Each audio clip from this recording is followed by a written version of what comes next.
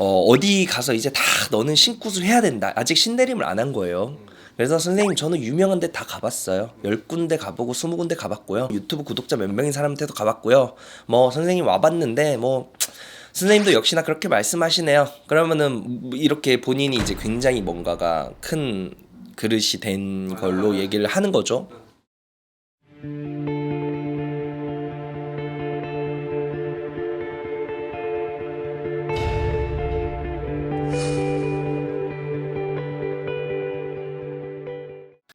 안녕하세요. 국년함의 변도령입니다. 감독님 이번 시간에는요 네. 조금 근황과 최근에 봤던 손님들에 대해서 제가 얘기를 해드릴게요. 제가 유튜브를 한 지는 시간은 조금 됐는데 최근 들어서 유튜브를 보고 선생님 연락을 드립니다 라고 해서 연락이 꽤 좀 오셨는데요. 첫 번째 결론을 얘기를 하자면요, 그 오셨던 분들이 뭐 굉장히 몇십 분이 오셨는데 단 한 분도 저에게 구술하거나 어떠한 거를 행하지 않았어요, 전혀. 그래서 이 얘기를 드리는 게, 감독님 이제 저는 떳떳하게 누구한테든 얘기를 하지만 저는 좀 오픈된 사람이에요. 맞아요. 뭐냐면 이제 열려 있다라는 표현을 제가 많이 하는데, 저는 직업에도 귀천이 없어요. 성별에도 귀천이 없고 살아가는 인생에 대한 귀천이 없다라고 생각을 하거든요. 맞아요. 먼저 얘기 드리고 싶은 건 신에 대한 고민으로 많이 오시더라고요. 그래서 케이스들이 굉장히 많았는데, 첫 번째는 신을 모셨는데 선생님 내가 점사가 안 나와요. 아무것도 안 들려. 뭐가 안 돼요.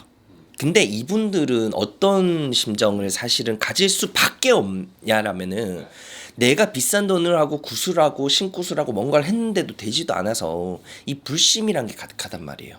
그래서 자꾸 점사를 보러 가서 되묻고, 이 선생이 뭐라 하나 물어보고, 내 점을 어떤 식으로 보는가 물어보고, 이 테스트 아닌 자꾸 테스트를 하더라고요. 근데 저는 이 유튜브를 하면서 항상 얘기 드린 게, 제자를 받을 생각이 없어요. 저는 제자를 받으면서 사실 상처도 많이 받았고, 어떠한 부분에서 내가 그릇 쪽으로 좀 부족한 사람이구나라는 생각을 많이 해서요, 저는 항시 제자를 받을 마음이 없습니다. 아주 힘든 상황이라면 제가 도와줄 수는 있으나 제자를 웬만하면 받지 않겠습니다라는 얘기를 여러 번 했음에도 불구하고, 선생님 저는 선생님이 딱입니다. 선생님을 찾아왔습니다. 선생님 굉장히 저를 도와주십시오. 뭐든지 하겠습니다 해놓곤 자꾸 테스트를 하고 간을 본다든지, 혹은 이제 두 번째, 어디 가서 이제 다 너는 신굿을 해야 된다. 아직 신내림을 안 한 거예요. 그래서 선생님 저는 유명한 데 다 가봤어요. 10군데 가보고 20군데 가봤고요. 유튜브 구독자 몇 명인 사람한테도 가봤고요. 선생님 와봤는데 선생님도 역시나 그렇게 말씀하시네요. 그러면은 이렇게 본인이 이제 굉장히 뭔가가 큰 그릇이 된 걸로 얘기를 하는 거죠. 무슨 마치 이 저에게 구슬 행위를 하는 게 본인이 굉장히 베풀듯이 얘기를 하며, 왜냐면 이거는 모든 무속인들이 그렇게 행동을 했기 때문에 잘못된 습이 잡힌 것 같아요. 저는 항시 점을 보면서 옛 어른들 말씀을 굉장히 소중히 여겨요. 무속인이라는 것도 구전이라 그러거든요. 입에서 입으로, 교과서가 아닌 입에서 입으로 계속 이게 몇백 년 몇천 년이 내려왔단 말이에요.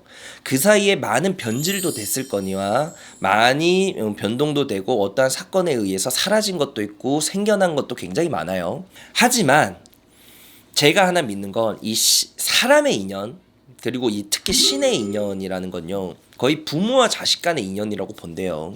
신과 신이 알아본다라는 건요, 굉장히 어려운 일이고 굉장히 확률적으로 미비한 일이래요. 그래서 신의 부모가 된다든, 혹은 어떠한 선생을 믿고 내가 사업을 물어본다든, 인생을 조언을 구한다는 건요, 굉장히 어려운 확률로 만날 확률이 높다 그래요. 돈이 중요한 것보다 전 사람이 중요해요. 사실은 긴 세월 무속인의 생활을 이런 방식으로 하다 보니까 저는 신도분들도 굉장히 많고요.